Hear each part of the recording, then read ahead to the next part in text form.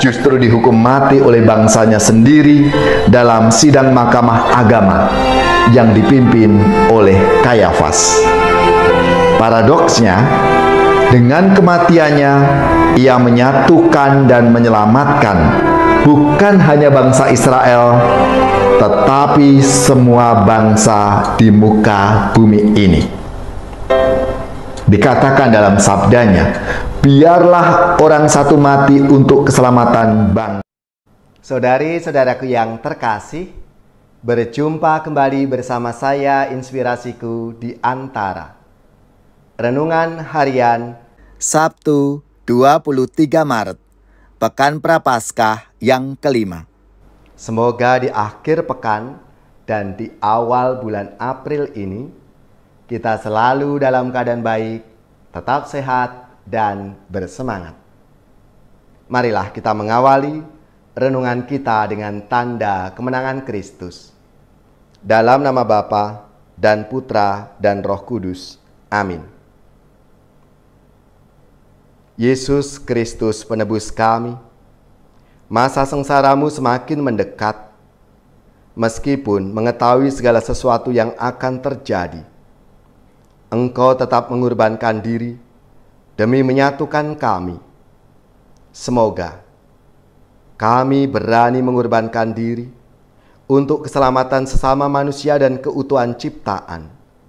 Sebab Engkaulah Tuhan pengantara kami yang bersama dengan Bapa dalam persatuan Roh Kudus, hidup dan berkuasa Allah sepanjang segala masa. Amin.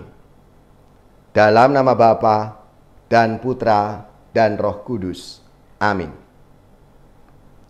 Inspirasi kita hari ini dari Injil Suci menurut Yohanes, bab 11 ayat 45 sampai 56. Marilah kita siapkan kitab suci kita masing-masing. Kita akan membaca bersama-sama lalu merenungkannya. Banyak di antara orang-orang Yahudi yang datang melawat Maria dan yang menyaksikan sendiri apa yang telah dibuat Yesus terhadap Lazarus percaya kepadanya. Tetapi ada juga yang pergi kepada orang-orang Farisi dan menceritakan kepada mereka apa yang telah dibuat Yesus itu. Lalu imam-imam kepala dan orang-orang Farisi memanggil mahkamah agama untuk berkumpul. Mereka berkata, "Apakah yang harus kita buat? Sebab orang itu membuat banyak mukjizat. Apabila kita biarkan dia, maka semua orang akan percaya kepadanya. Lalu orang-orang Roma akan datang dan merampas tempat suci kita serta bangsa kita." Tetapi seorang di antara mereka, yaitu Kayafas, imam besar pada tahun itu, berkata kepada mereka, "Kamu tidak tahu apa-apa. Kamu tidak insaf bahwa lebih berguna bagimu jika satu orang mati untuk bangsa kita daripada seluruh bangsa ini kita binasa." Hal ini dikatakan Kayafas bukan dari dirinya sendiri, tetapi sebagai imam besar pada tahun itu, ia bernubuat bahwa Yesus akan mati untuk seluruh bangsa, bukan untuk bangsa itu saja, tetapi juga untuk mengumpulkan dan mempersatukan anak-anak Allah yang tercerai-berai. Mulai dari hari itu mereka sepakat untuk membunuh dia. Karena itu Yesus tidak tampil lagi di muka umum di tengah orang-orang Yahudi. Ia berangkat dari situ ke daerah dekat padang gurun, ke sebuah kota yang bernama Efraim. Di situ ia tinggal bersama murid-muridnya.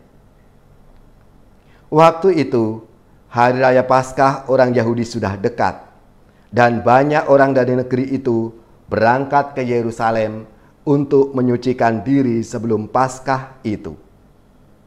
Mereka mencari Yesus, dan sambil berdiri di dalam bait Allah, mereka berkata seorang kepada yang lain, "Bagaimana pendapatmu? Akan datang jugakah ia ke pesta?" Demikianlah sabda Tuhan. Terpujilah Kristus. Saudari-saudaraku yang terkasih, impian orang Israel dibuang ke Babilonia pada abad 6 sebelum Masehi ialah kembali ke Yerusalem dan membangun kembali Bait Allah. Yehezkiel menguatkan harapan mereka, bahkan lebih daripada itu. Ia melukiskan penyatuan kerajaan utara yang sudah punah dan kerajaan selatan Yehuda. Akan muncul raja baru seperti Daud yang berkuasa menyatukan bangsa Israel sebagai bangsa yang besar dan merajai seluruh bumi. Itulah gambaran kerajaan Allah dalam Perjanjian Lama. Saudara-saudariku yang terkasih, Yesus hadir untuk mewujudkan kerajaan Allah. Namun, visinya tidak dimengerti oleh orang-orang sebangsanya. Kerajaan Allah ialah tempat orang hidup dalam kedamaian, kebenaran, keadilan, persaudaraan universal sebagai putra-putri dari satu Allah Bapa yang sama. Ini bertentangan dengan visi kerajaan Allah bagi para elit bangsa Israel. Akhirnya, Yesus justru dihukum mati oleh bangsanya sendiri dalam sidang mahkamah agama yang dipimpin oleh Kayafas. Paradoksnya, dengan kematiannya, ia menyatukan dan menyelamatkan bukan hanya bangsa Israel, tetapi semua bangsa di muka bumi ini. Dikatakan dalam sabdanya, biarlah orang satu mati untuk keselamatan bangsa. Itu yang dikatakan oleh Kayafas. Yesus memang mati pada hari Jumat Agung. Kematian dan kebangkitannya menjadi pintu masuk bagi semua anak manusia untuk kembali menjadi anak-anak Allah. Kita hanya dapat membalas jasa kematian Yesus dengan menghidupi iman Kristiani kita sebaik mungkin, agar visi dan misi Yesus tentang kerajaan Allah menjadi nyata, tetap hidup, dan berkembang terus sampai saat ini. Saudara-saudariku yang terkasih, kita ini adalah murid-muridnya. Maka marilah, kita semua dipanggil untuk melanjutkan karya keselamatan Tuhan dalam kehidupan kita di dunia ini.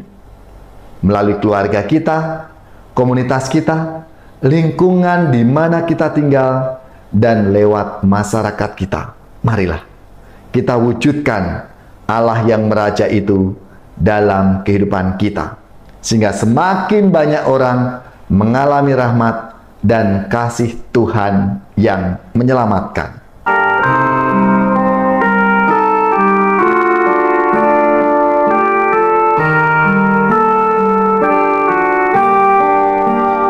Mari kita merenungkan penebusan umat Tuhan, resapkanlah dalam hati cinta kasih ilahi.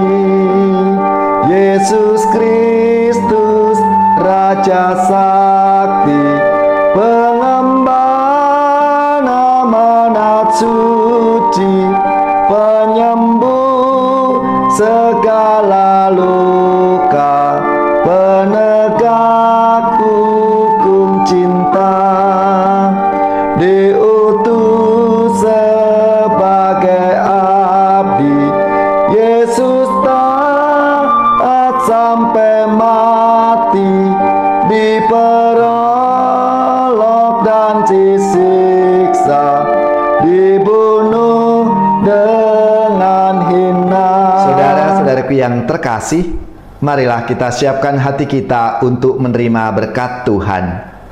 Semoga saudara-saudari sekalian, keluarga-keluarga, komunitas kita, orang-orang yang kita doakan, mereka yang sakit, yang menderita, seluruh tugas, belajar, pekerjaan, usaha, serta karya pelayanan kita, dibimbing, dilindungi dan diberkati oleh Allah yang Maha Kuasa, Bapa dan Putra dan Roh Kudus. Amin.